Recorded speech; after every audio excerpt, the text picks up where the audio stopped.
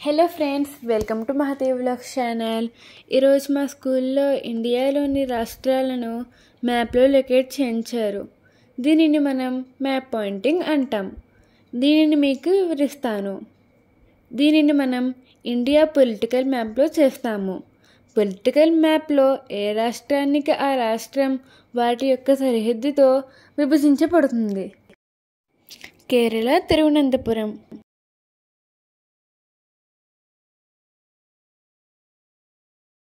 తమిళనాడు చెన్నై, ఆంధ్రప్రదేశ్ అమరావతి,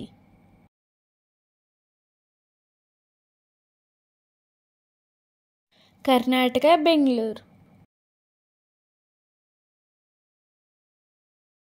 తెలంగాణ హైదరాబాద్. ఈ 5 రాష్ట్రాలు అన్నిటినీ కలిపి దక్షిణ భారతదేశం అంటారు.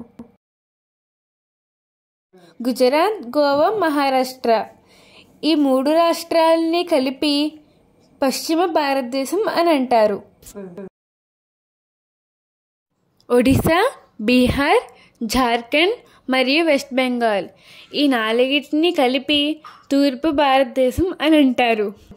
మధ్యప్రదేశ్, ఉత్తరాఖండ్, ఉత్తరప్రదేశ్, ఛత్తీస్గఢ్ ఈ 4 రాష్ట్రాలని కలిపి మధ్య భారతదేశం అని అంటారు. రాజస్థాన్, పంజాబ్, హిమాచల్ ప్రదేశ్, హర్యానా, జమ్మూ అండ్ కాశ్మీర్ మరియు లదాఖ్ వీటన్నిటినీ కలిపి ఉత్తర భారతదేశం అని అంటారు. ఈశాన్య భారతంలోని అరుణాచల్ ప్రదేశ్, అస్సాం, మణిపూర్, నాగాలాండ్, మిజోరం, మేఘాలయ, త్రిపుర రాష్ట్రాలను ఈశాన్య రాష్ట్రాలు అని, వీటిని 7 సిస్టర్స్ అని పిలుస్తారు. 1971 సంవత్సరంలో ఈశాన్య ప్రాంత రాష్ట్రాలు అధికారికంగా గుర్తించబడ్డాయి. చాలా కాలం తర్వాత 2002 సంవత్సరంలో సిక్కిం 8వ రాష్ట్రంగా గుర్తించబడింది. Okay friends, thanks for watching. ఈ వీడియో కనుక నచ్చితే లైక్ చేయండి. నా ఛానల్ని మాత్రం సబ్స్క్రైబ్ చేసుకోవడం మర్చిపోవద్దు. Thank you.